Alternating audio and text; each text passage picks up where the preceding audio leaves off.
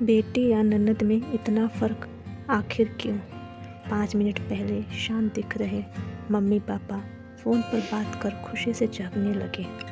Dining room में नाश्ता कर रही अपनी बहू और बेटी के पास आकर बोले, कल सुनीता आ रही है, अभी अभी फ़ोन पर बात हुई है, दामाद जी भी साथ आएंगे।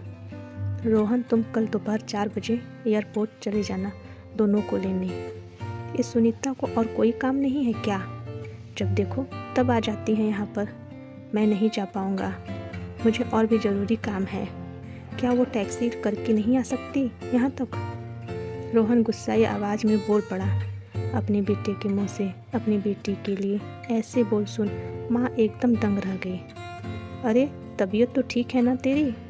कैसे पागलों की तरह बात कर रहा है? घर में 2 गाड़ियाँ होते हुए बहन को टैक्सी में आने के लिए कहता है। माँ बोली, रहने दो, मैं खुद जाकर ले आऊँगा। अपनी बेटी को करने दो उसे अपना काम।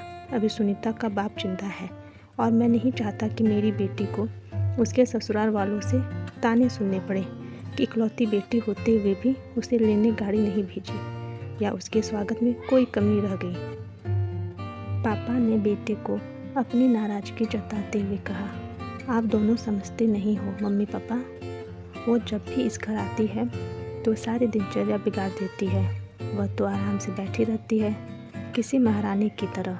हम सबको उसके आव भगत में लगना पड़ता है। मेरी पत्नी का तो पूरा दिन ही दीदी और जीजा जी के आगे पीछे उनके ऑर्डर पूरे करते हुए निकल जाता है। गुस्से से रोहन बोला, आज क्या हो गया है तुझे? कैसी बहकी बहकी बातें कर रहा है? बहन है तेरी, कोई पराई तो नहीं है। अब क्या है उसका इस घर में? शादी में दे दिया था ना हमने जितना देना था, फिर क्यों चली आती है बार बार यहाँ पर? और हर बार बैग भर भर कर लेकर जाती है वो अलग।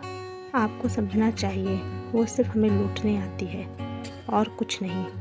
रोहन ने तंज कसते हुए कहा, तुझे क्या अगर वह यहाँ से थोड़ा कुछ ले जाती है तो? ये सब मेरी मेहनत की कमाई है और मैं जो चाहूँ करूँ। चाहूँ तो पूरा सुनीता को दे दूँ। पापा गुस्से से लगभग कांपते हुए बोले। अब रोहन अपनी आवाज़ धीमी करते हुए बोला, मैं कहाँ कुछ बोल रहा हूँ मम्मी पापा। मैं तो वही बोल रहा हूँ जो मैंने बरसों से बुआ के साथ होते हुए देखा है। आज अपनी बेटी के खिलाफ 2 शब्द क्या सुन लिया? आप तो गुस्से से लाल हो गए। जरा सोचिए, जब आप बुआ के साथ ऐसा व्यवहार करते थे तब दादी को कैसा लगता होगा। बुआ जो हम पर इतनी जान छिड़का करती हैं, आपने कभी उनके और उनके ससुराल वालों के मान सम्मान के बारे में परवाह नहीं की। उन्होंने कभी भी आपसे कुछ नहीं मांगा, बल्कि हर बार वह अपने साथ कुछ ना कुछ लेकर ही आती है। लेकिन आपका व्यवहार कभी भी उनके साथ अच्छा नहीं रहा। दादी ने आपसे कभी नहीं कहा कि मेरी बेटी को पैसे दे दो या कुछ खरीद कर दे दो। फिर भी दादी की आपको इतनी भी परवाह नहीं थी कि वह अपनी बेटी को कुछ दिनों के लिए अपने पास बुलाकर रहने दे। अपनी बेटी का ऐसा अपमान वह सहन नहीं कर पाई, इसलिए वह गांव में पुराने घर में अकेली रहने चली गई। बुआ भी अपना अपमान सह लेती, पर आपने उनके पति का भी मान नहीं रखा, इसलिए उन्होंने भी हमारे घर आना जाना छोड़ दिया। जिस तरह सुनीता इस घर की बेटी है, बुआ भी तो इसी घर की बेटी हैं। आपने 2 बेटियों में फ़र्क कर अच्छा नहीं किया। और रही बात मेरी, तो मैं अपनी बहन से बहुत प्यार करता हूँ। मैंने कभी अपनी पत्नी को उसके खिलाफ गलत बोलने का हक नहीं दिया और वह बोलेगी भी नहीं। मैं खुद जाकर उसे लेकर आऊँगा, क्योंकि मुझे मेरी बहन पर गर्व है, अपने अच्छे भाई होने पर भी।